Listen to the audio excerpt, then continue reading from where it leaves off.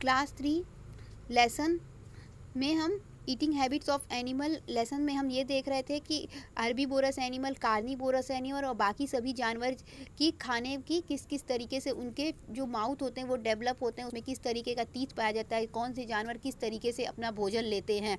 अब हम यहाँ पे देखेंगे फूड चेन के बारे में। आज हम फूड चेन स्टार्ट करेंगे। Animal depend on plant and their food either directly और इनडायरेक्टली। हम ये बहुत पहले से जानते हैं और ये कि जितने भी जानवर होते हैं वह डायरेक्ट रूप से या इनडायरेक्ट रूप से, मतलब प्रत्यक्ष रूप से या अप्रत्यक्ष रूप से, हर तरीके से किस पे निर्भर होंगे, प्लांट पे निर्भर होंगे। ह्यूमन बींग हम लोग हो गए या जितने भी जानवर हो गए, हम लोग डायरेक्ट रूप से या इनडायरेक्ट रूप से प्लांट पे ही निर्भर होते हैं। प्लांट मतलब पेड़ पौधों पे ही निर्भर होते हैं। फॉर एग्जाम्पल, इसको समझने के लिए हम एक एग्जाम्पल देखेंगे। फॉर एग्जाम्पल, ए हर्बीवोरस से ए ग्रासहोपर। एक हर्बीवोरस, जैसे कि ग्रास होपर ले लेते हैं, एक हर्बीवोरस दिया है, हर्बीवोरस में हम एक ग्रास होपर का एग्जाम्पल ले लेते हैं। ईट ग्रास, क्या करेगा, ग्रास होपर ग्रास को खाएगा, घास को खाएगा। The grasshopper is eaten by frog. तो ग्रास होपर को कौन खाएगा, ग्रास होपर को मेंढक खाएगा, फ्रॉग खाएगा। The frog is eaten by snake. फिर फ्रॉग को कौन खा सकता है, फ्रॉग को स्नेक खा सकता है, सांप खा सकता है। And snake is eaten by eagle. फिर स्नेक को कौन खाएगा, स्नेक को ईगल खा सकता है। This form a chain of food where each living thing is food for the next organism। तो इस तरीके से क्या हुआ, एक चेन बनता चला गया, यानी हर बार क्या हुआ, किसी न किसी ऑर्गेनिज्म को कोई ना कोई दूसरा ऑर्गेनिज्म खा रहा है। तो इस तरीके से जो भी चेन तैयार होता है उसे फूड चेन कहते हैं। यानी एक ऑर्गेनिज्म दूसरे ऑर्गेनिज्म के लिए क्या हो जा रहा है, फूड हो जा रहा है। तो इस तरीके से यह फूड चेन कहलाता है।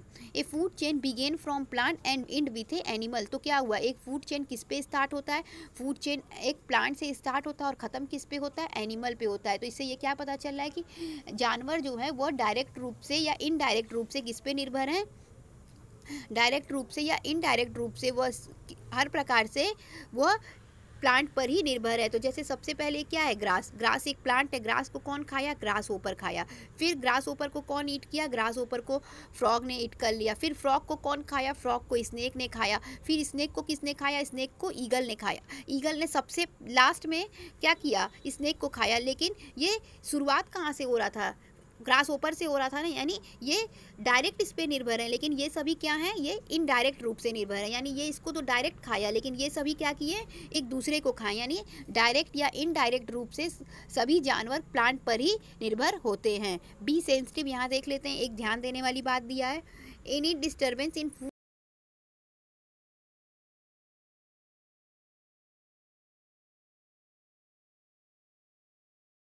चेन कैंस कर सकता है, यानी प्राकृतिक के संतुलन को बिगाड़ सकता है। We should not cut too many trees और kill animal to maintain this balance. तो इस बैलेंस को बनाए रखने के लिए हमें क्या करना चाहिए, बहुत सारे जानवरों को नहीं मारना चाहिए, ना ही पेड़ पौधों को काटना चाहिए। हमें पेड़ पौधों को काटने और जानवरों को मारने से बचना चाहिए, क्योंकि यदि हम ऐसा करेंगे तो जो फूड चेन है वो प्रभावित होगा, और वो प्रभावित होगा तो हमारा नेचर का बैलेंस बिगड़ सकता है।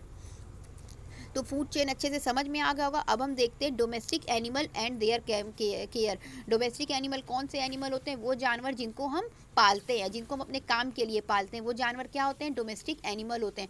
अब देखना है कि डोमेस्टिक एनिमल को हम पालते हैं तो हमें उनकी केयर करनी भी ज़रूरी है, उनकी सुरक्षा करनी भी ज़रूरी है। तो हम उनकी सुरक्षा किस प्रकार से कर सकते हैं। Domestic animal like cow, oxen, camel, horse, donkey, goat and sheep help us by doing work for us। Domestic animal जैसे कि गाय हो गया, कैमल हो गया, घोड़ा हो गया, बकरी हो गए, सीप हो गए, सभी क्या करते हैं, सभी डोमेस्टिक एनिमल, इन सभी जानवरों को हम पालते हैं। ठीक है, तो इन सभी जानवरों को हम पालते हैं तो ये सभी हमारे लिए कोई ना कोई काम भी करते हैं। तो ये सभी जानवर हमारे लिए कोई ना कोई काम करते हैं, इसी कारण क्या करते हैं, हम इन्हें पालते हैं और डोमेस्टिक एनिमल कहते हैं। Therefore, it is our duty to look after them and take care of them। इसलिए ये हमारा फ़र्ज बनता है कि हम इन जानवरों की अच्छी देखभाल करें, क्योंकि ये हमारा काम करते हैं, हमारे काम को आसान करते हैं, हमारे काम में हमारी मदद करते हैं, हम इन्हें अपने घर में रखते हैं, पालते हैं। तो इस कारण ये हमारी ड्यूटी बनती है कि हम इनकी सुरक्षा करें, इनकी केयर करें। We should be feed them healthy nutritious and hygienic food. हमें इन्हें किस तरीके का खाना देना चाहिए, जो न्यूट्रियस हो, हाइजीनिक हो, साफ़ सुथरा हो, पोषक तत्वों से भरा हुआ खाना देना चाहिए। तो इससे क्या होंगे, ये फिट एंड फाइन रहेंगे, अच्छे रहेंगे, स्वस्थ रहेंगे हमारे जानवर। Their shelter should be clean regularly, और साथ ही साथ इनको हम जहाँ भी रखते हैं, जानवर जहाँ भी हम रखते हैं, इनको पालते हैं, उस जगह को भी हमेशा साफ़ सुथरा रखना चाहिए। Proper treatment should be given to sick animal, और यदि कोई जानवर बीमार पड़ जा रहा है तो हमें उसकी अच्छे से देखभाल करने के साथ साथ उसे अच्छी ट्रीटमेंट, इलाज भी देना चाहिए। We should always be kind to our domestic animal, और साथ ही साथ हमें अपने डोमेस्टिक एनिमल के साथ दयालु भी रहना चाहिए। तो इस तरीके से यह चैप्टर हमारा ख़त्म हुआ। Thank you.